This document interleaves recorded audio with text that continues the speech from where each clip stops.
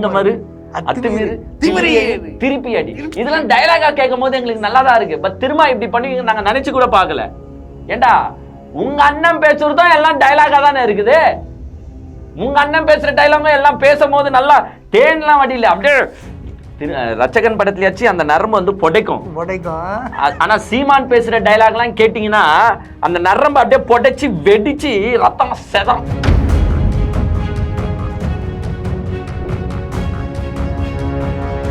ஏன்னா அவருக்கு கீழே தொண்டர்கள் இருக்காங்க. அவர் தலைமையில ஒரு 10 எம்எல்ஏ சட்டமன்றத்துக்கு போகணும்னு அவர் ஆசைப்படுறது தப்பா? ஒரு 2 MP ஒரு 4 MP ஆகணும்னு ஆசைப்படுறது அவர் தப்பா? ஏங்க ஒரு நல்ல தலைவர் நல்ல அரசியல்வாதினா இத்தனை பேர் ஆகணும்னு ஆசைப்படதான் செய்வாங்க. அத்தனை பேர் குரல் போதில்ல. ஆனா எவனுமே எம்எல்ஏ ஆக தேவையில்ல, எவனுமே MP ஆக தேவையில்ல. எல்லாமே திரள் நிதிக்காக மட்டும் தானே நம்ம கட்சியை நடத்துறோம்.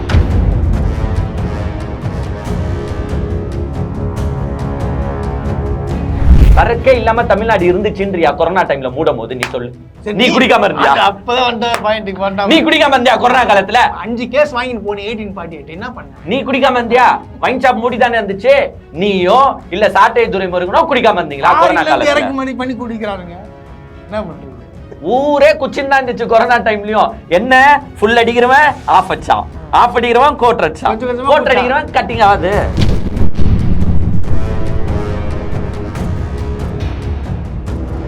என்ன பண்ணலாம்? நம்ம 2 பேரும் நைசா பத்திரிக்கையாளர் அப்படிதான் ரோஸ்ட் பிரதர்ஸ் மைக் என்னைக்கு ஒரு நாள் நீ மாட்டுவேன், ஒரு நாள் மாட்டுவேன் போயிட்டு நின்னுட்டு அப்ப உனக்கு கேள்வி கேக்குற கேள்வியில நீ என்ன பதில் சொல்றதுதான் நாங்க பாக்குறோம். அன்னைக்கு அதான் பண்ணணும். ஒரு நாள் எனக்கு இல்ல கொஞ்சம் யாருன்னா ஹெல்ப் பண்ணோம். என்னைக்கு எங்க பேட்டி நடக்குது, சீமான் என்னைக்கு வரான்ட்டு யாருன்னா சொன்னீங்கன்னா ரிப்போர்ட்டர் ஹெல்ப் பண்ண சொல்லு. ரோஸ்ட் பிரதர்ஸ் மைக் என்னைக்கு உங்க கண்ணுல படுதோ அன்னைக்கு.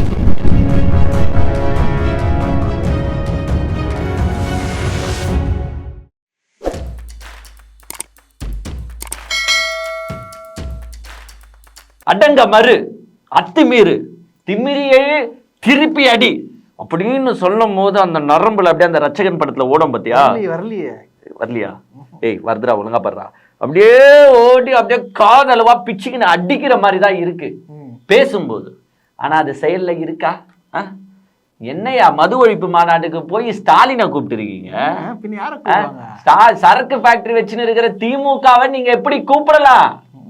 நீங்களா ஒரு நல்ல அரசியல் தலைவரா? தலைவன் வந்து நாளைய மக்களுக்காக ஒரு பார்வை இருக்கணும். ஆனா ஒரு அரசியல்வாதி என்ன தெரியுமா பண்ணுவான்? சீட்டு கணக்கு வச்சுட்டு தான் வேலை செஞ்சுட்டு இருப்பான். திரும்ப நீங்க சீட்டு கணக்கு தான் பாக்குறீங்க, நாளைய மக்களை பத்தி நீங்க பார்க்கவே இல்லைங்க. அப்படின்னு நாங்க பேசல. இங்க பாருங்க, ஒண்ணு தெரிஞ்சுக்கோங்க, இத நாங்க பேசல. யார் பேசியிருக்கா? மாமா பையன் மஞ்சப்பொடி மாமா பையன் சாட்டை துரைமுருகன் பேசியிருக்காரு. இது மட்டும் இல்லாம எங்க அண்ணன் சைமன் தாத்தா கேட்டு நாய் சில பல காமெடிகளை பண்ணிருக்காரு. கூட்டணிக்கு வந்து நாங்கெல்லாம் போய் கேட்க மாட்டோங்க. இந்த நாடு முன்னேற, இந்த மக்கள் முன்னேற சீமான் தலைமையை ஏத்து யார் யார் வரீங்களோ கமான் குயிக், இந்த நாட்டு மக்கள் முன்னேறலாம் உன் பின்னாடி வருவாங்க நினைச்சுக்கிறியா அப்படின்னு சில பல காமெடிகள் பண்ணிருக்காரு. வாங்க நிகழ்ச்சிக்குள்ள போய் பார்ப்போம். அதாகப்பட்டது நேற்றே வந்து நம்ம தெளிவாக சொல்லிட்டோம். நேற்று வீடியோவில் தெளிவாக சொன்னோம். இன்னைக்கு சாயங்காலத்துக்குள்ளே பாருங்கள் ஒரு 20-30 வீடியோ வந்துடும். என்ன தம்ப்நெயிலோட வரும்? திரும்பி யூட்டர்ன் அடித்த திருமா, அப்புறமா என்னப்பா மண்டியிட்ட திருமா, மீசையில் கீழே விழுந்தாலும் மீசையில் மண்ணு ஓட்டாதபடி நடிக்கும் திருமா, இதுதான் விசிகாவின் கொள்கையா, இப்படி அப்படின்ட்டு ஒரு 20 தம்ப்நெயில் ஆச்சு சுத்தணும்னு நாங்கள் தெளிவாக சொல்லியிருந்தோம். பிகாஸ் we know என்ன நடக்கும்ன்றது நம்மளுக்கு தெரியும். அதே மாதிரிதான் நேற்று பாத்தீங்கன்னா நாம் தமிழரின் அனைத்து தும்பிகளும் ஒருத்தன் இல்ல, எல்லாருமே ஒருத்தன் இல்ல. அந்த சைடு போட்டா அந்த தம்பி யாரு தம்பி தெரியும்ல, நடுவுல வந்து இந்த சின்ன சின்ன ஹேண்ட் இருக்குது.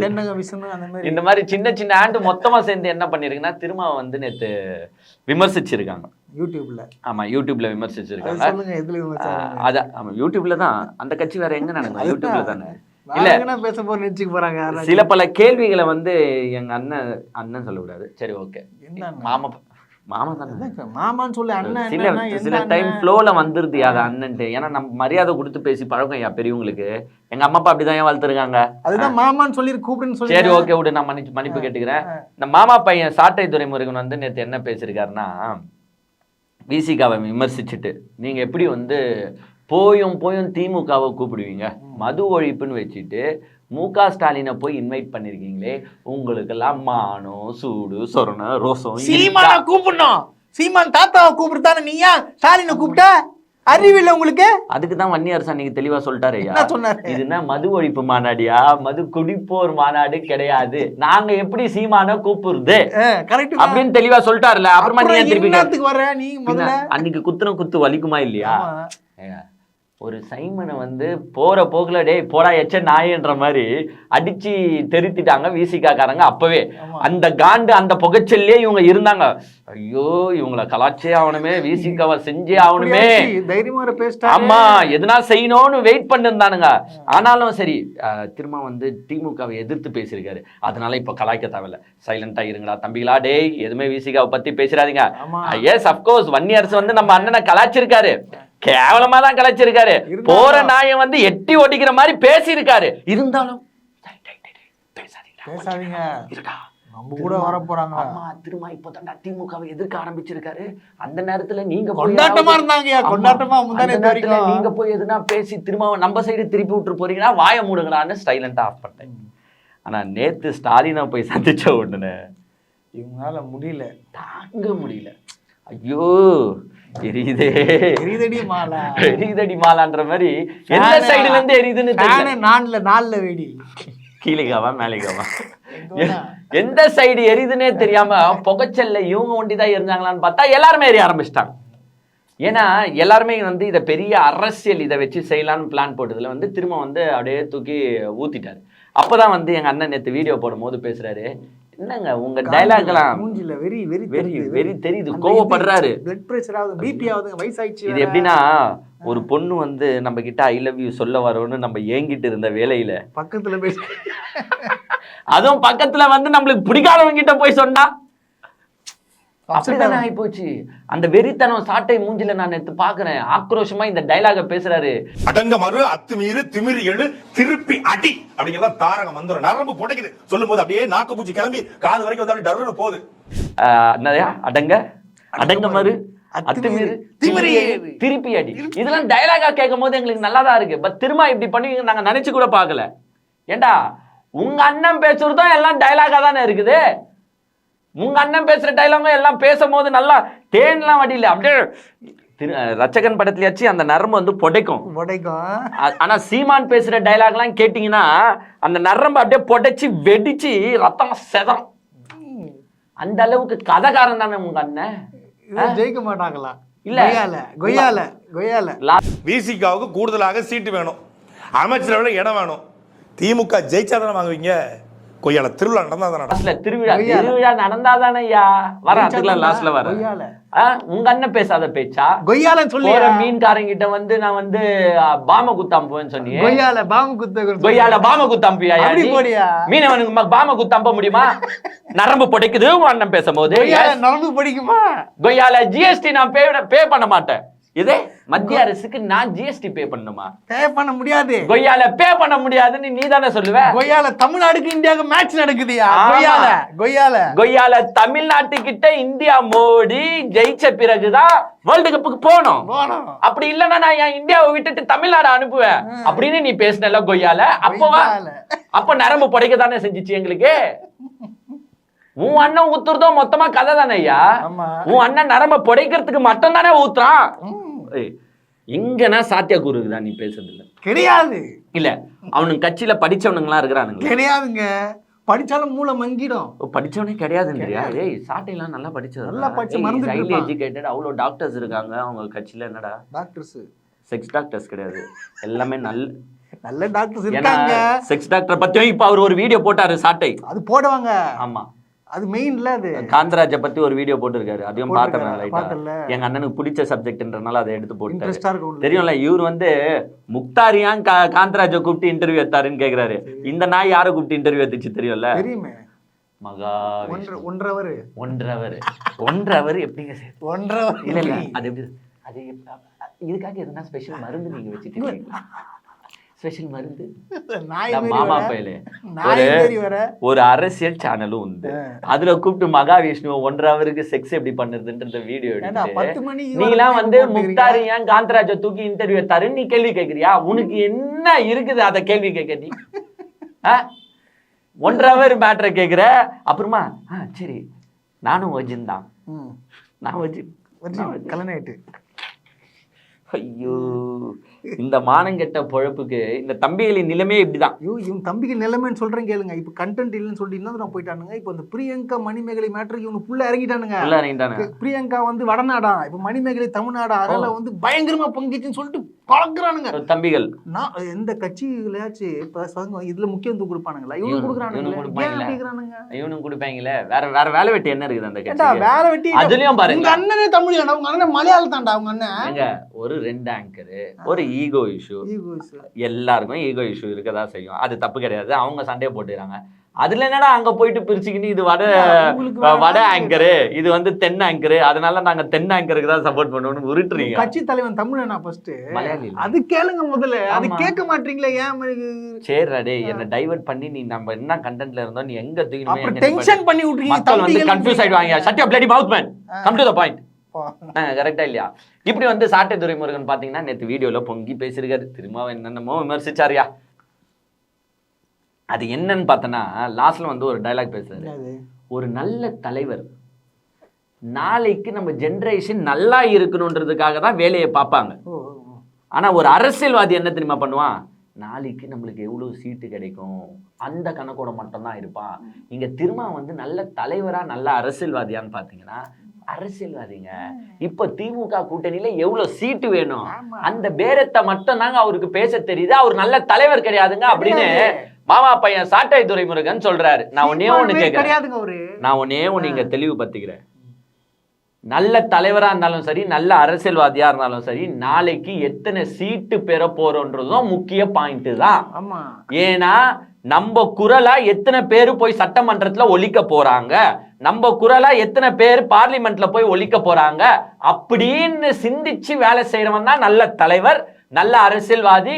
அரசியல் சீட்டு கணக்க வச்சு திரும்ப இதை பண்ணிருந்தாலும் எஸ் அப்கோர்ஸ் அக்செப்டபிள் தான் செய்வாங்க. ஏன்னா அவருக்கு கீழே தொண்டர்கள் இருக்காங்க.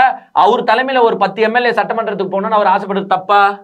கரெக்ட்டுங்க. ஒரு 2 MP ஒரு 4 MP ஆகணும்னு ஆசைப்படுறது அவர் தப்பா? கரெக்ட் தானே. ஏங்க ஒரு நல்ல தலைவர் நல்ல அரசியல்வாதினா இத்தனை பேர் ஆகணும்னு ஆசைப்படதான் செய்வாங்க. அத்தனை பேர் குரல் போதில்ல. ஆனா எவனுமே எம்எல்ஏ ஆக தேவையில்ல, எவனுமே MP ஆக தேவையில்ல. எல்லாமே திரள் நிதிக்காக மட்டும் தானே நம்ம கட்சியை நடத்துறோம். எல்லாரும் உண்டியல தூக்கின்னு போங்கடா, சுத்துங்கடா அப்படின்னு சுத்துற ஒரே கட்சி எது? உங்க கட்சி. உங்க கட்சியில எவனோ எம்எல்ஏ ஆக தேவையில்லையா? துட்டு வருமானம் பார்க்கணும். அதுக்கு உங்க அண்ணனுக்கு ஒவ்வொரு ஏரியாவுக்கு உண்டியல் குத்துருவாங்க. இப்போ கூட பெட்டு கட்டி சொல்றோம். சாட்டை 2026ல எதனா ஒரு தொகுதியில நின்று நீ எம்எல்ஏ ஆயிட்டா, எவனா ஒருத்தனுங்க, எவனா ஒருத்தன். உங்க அண்ணன் சீமான கூட கேக்குறோம், உன் அண்ணன் சீமான நின்று எம்எல்ஏ ஆக முடியுமா? முடியுமா? முடியாதுல்ல. கேட்டா அவன் ஒரு டைலாக் சொல்றான், நீங்க தனித்து நிக்கிறோம், ஓட்டுக்கு காசு கொடுக்க மாட்டோம், ஏன்னா குடுக்குற காசை வாங்கி பாக்கெட்ல போட்டுக்கிறேன். முடியுமா? முடியாது. சோ ஒரு நல்ல தலைவர்னா எஸ் அப்கோர்ஸ் தேர்தல்ல இருக்கிறவங்க நாளைக்கு இத்தனை எம்எல்ஏ நம்மளுக்கு ஆகணும், அப்பதானே அத்தனை எம்எல்ஏ போய் சட்டமன்றத்துல நம்ம மக்களுக்காக குரல் கொடுக்க முடியும். அப்படின்னு ஒரு தலைவர் நினைக்கிறது தப்பே கிடையாதுயா. நாங்க அதை பத்தி யோசிக்க மாட்டோம். நம்ம எங்க எம்எல்ஏ ஆக போறோம்? அதுல ஒரு நாள் ஒரு பேச்சு பேசும்போது இப்ப ஒரு வாரத்துக்கு முன்னாடி ஒரு நியூஸ்ல சொல்றாரு, உள்ளாட்சியா? எதுக்கு உள்ளாட்சி? நான்லாம் வந்தேன்னா இந்த உள்ளாட்சி தேர்தலும் இருக்காது, ஊராட்சியோ இருக்காது, பேரூராட்சியோ இருக்காது, எதுவுமே இருக்காது. நான் மட்டும் தான் இருப்பேன். ஒன்லி நான் மட்டும் தான். ஏன் கலெக்டர்ஸ் எல்லாம் இருக்காங்கல்ல, கலெக்டர்ஸ் போய் வேலை செய்யட்டுமே, கலெக்டர்ஸ் பாக்கட்டுமே. அப்ப நான் என்ன சொல்றேன்னா 234 சட்டமன்ற உறுப்பினரும் வேணாம். அத்தான் நீ இருக்கிய, நீ ஒருத்தனே பாத்துக்கோ. நீ சிஎம் ஆயிடுவா சீமான். சிஎம் ஆயிட்டனா கலெக்டர்ஸை வச்சு நீ வேலையை பாத்துக்கோ. ஆமா 234 எதுக்கு ஆயிடுன்றேன் நானு. எதுக்கு எம்எல்ஏ? ஆமா எதுக்கு எம்எல்ஏ? ஊராட்சி வேணான்ற, சட்டமன்றமும் வேணாம், ஸ்ட்ரைட்டா சீஃப் மினிஸ்டர் நீ நின்னு ஆயிட. என்னையா முட்டாள்தனமான கேள்வி கேக்குற?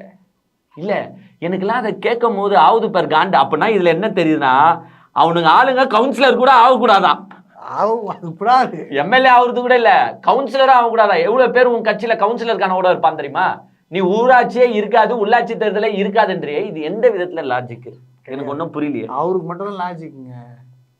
இந்த மாதிரி ஒரு தலைவர் ஒரு டுபாகூரை வச்சுட்டு இருக்கிற சாட்டை இவ்வளவு டைலாக பேசுற. திருமாலாம் தலைவர் கிடையாதான், இவங்க அண்ணன் தான் தலைவர். அதை விடு, திருமா கதையை விட்டுரு. இவனுங்க அவள்தான் பொங்கிட்டானுங்கன்னு வச்சுக்கோ. இவங்க அண்ணன் சீமான் இருக்கிறாரு, சைமன் தாத்தா. இவரு வந்து பேட்டி கொடுக்க ஆரம்பிச்சிட்டாரு.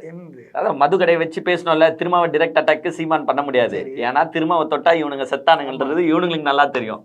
ஏன்னா விசிகேல இருக்கிறவங்கலாம் வந்து டீசெண்டா திமுக காரங்க மாதிரி விமர்சிக்க மாட்டாங்க. நீ எதால அடிக்கிறாயோ அதே ரிட்டன் உனக்கு கொடுக்கப்படுன்ற மாதிரி தாக்குறவங்க, அதனால தொட மாட்டாங்க. சீமான் வந்து பேசியிருக்காரு. ராஜாஜி, பெருந்தலைவர் காமராஜர், பச்சோச்சலா, பேரறிஞர் அண்ணா, இந்த வரிசையில எல்லாம் மதுவிலக்கு அமல்படுத்தப்பட்டு இல்லையா? மது இல்லாத மாநிலமா இருந்துச்சா இல்லையா? ஐயா நீங்க நல்லா சொல்லுங்க. சாத்தியப்பட்டு இருந்துச்சுல்ல? யாரு தொடங்க பெருமகன்? ஐயா கருணாநிதி.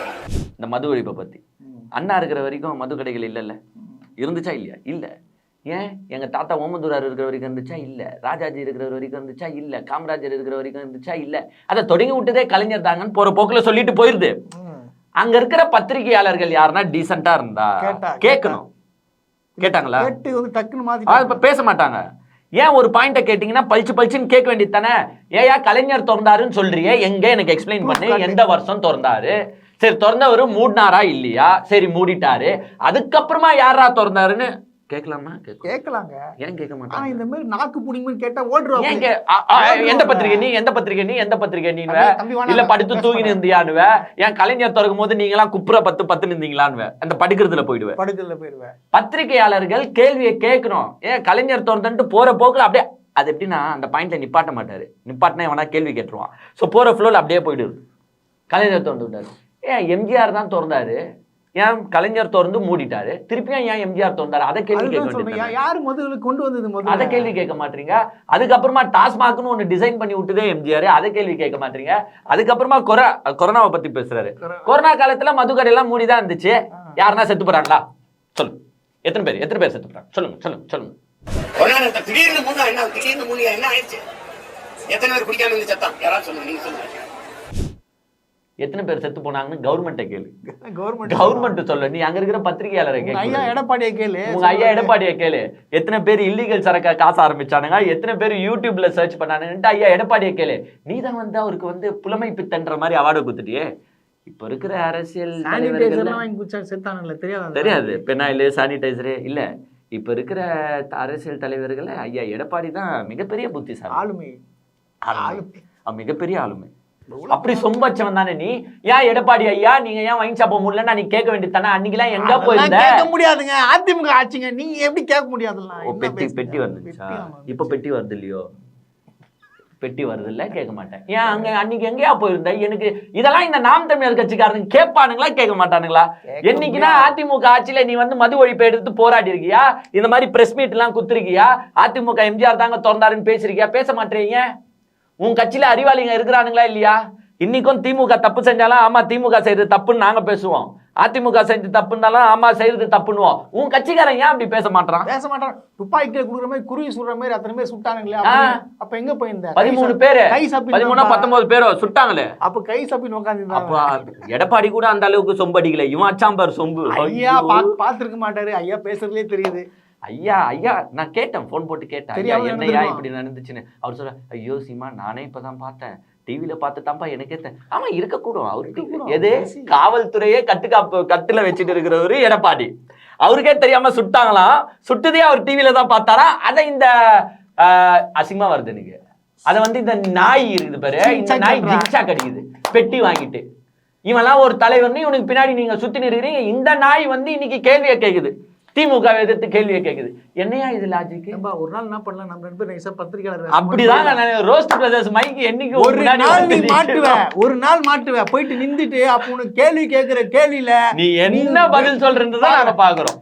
அன்னைக்கு அதான் பண்ணணும். ஒரு நாள் எனக்கு இல்ல கொஞ்சம் யாருன்னா ஹெல்ப் பண்ணோம். என்னைக்கு எங்க பேட்டி நடக்குது, சீமான் என்னைக்கு வரான்ட்டு யாருன்னா சொன்னீங்கன்னா ரிப்போர்ட்டர் ஹெல்ப் பண்ண சொல்லு. ரோஸ்ட் பிரதர்ஸ் மைக்கு என்னைக்கு உங்க கண்ணுல படுதோ அன்னைக்கு அங்க ஒரு கலவரம் இருக்கு. பிரஸ் மைக்ரோ நாம்பா எந்த மைக்கா இருந்தாலும் பல கொடுங்க, நான் கேள்வி வச்சு செஞ்சுதான் அவன வாயில போற வாய் பேசிட்டு போயினே இருக்கு. கொரோனா டைம்ல வைன் ஷாப்பை மூடி வச்சாங்க. எத்தனை வருஷம் மூடி வச்சாங்க ராசா? அவன் ஒரு நம்பிக்கையோட இருந்தான், நாளைக்கு திறந்துருவாங்க நாளன்னைக்கு தந்துருவாங்க. சரக்கு வாங்கி பதுக்கி வச்சுக்கலாம். எவ்வளவு சரக்கு பாத்துக்கினாங்க அந்த டைம் தெரியுமா? ஆமா. சரக்கே இல்லாம தமிழ்நாடு இருந்துச்சுன்றியா கொரோனா டைம்ல மூடும் போது? நீ சொல்லு, நீ குடிக்காம இருந்தியா? அப்பதான் வந்து பாயிண்ட்க்கு வந்தா. நீ குடிக்காம இருந்தியா கொரோனா காலத்துல? 5 கேஸ் வாங்கிட்டு போனே 1848 என்ன பண்ண? நீ குடிக்காம இருந்தியா? வைன் ஷாப் மூடி தானே இருந்துச்சு. நீயோ இல்ல சாட்டை துரைமுருகனோ குடிக்காம இருந்தீங்களா கொரோனா காலத்துல? இறக்குமதி பண்ணி குடிக்கிறானுங்க, என்ன பண்றது? ஊரே குச்சின் தான் இருந்துச்சு கொரோனா டைம்லயும். என்ன ஃபுல் அடிக்கிறவன் ஆஃப் அடிச்சான், ஆஃப் அடிக்கிறவன் கோட் அடிச்சான், கோட் அடிக்கிறவன் கட்டிங் ஆகுது, கட்டிங் அடிச்சான். கதை பேசுற எப்போ கடை ஓபன் ஆகும் பேக்கா வாங்கி ஒழிச்சு வச்சுக்கலாம் தான் இருந்தானுங்க. கடையை மூடின 1 மாசம் யாருன்னா மது ஒழிப்புன்னு சொல்லிட்டு கடையை மூடினாங்க 1 மாசம்னா தமிழ்நாடே எப்படி ஆகும்ட்டு யாருக்கும் தெரியாது. அதோட சீர்கேடு எவ்வளவு இருக்குன்னு தெரியுமா? நீ இன்னைக்கு பேசிட்டு போயிடுவ, நாளைக்கு சமாளிக்க போறது யாரு? இதுல கூட்டணி பேச்சு வேற பேசுற நீ டைலாக். இந்த நாடு முன்னேறணும். உனக்கே அணியே இல்லையாங்க கூட்டணி இல்லப்பா, இந்த டைலாகை கேளியா நீ?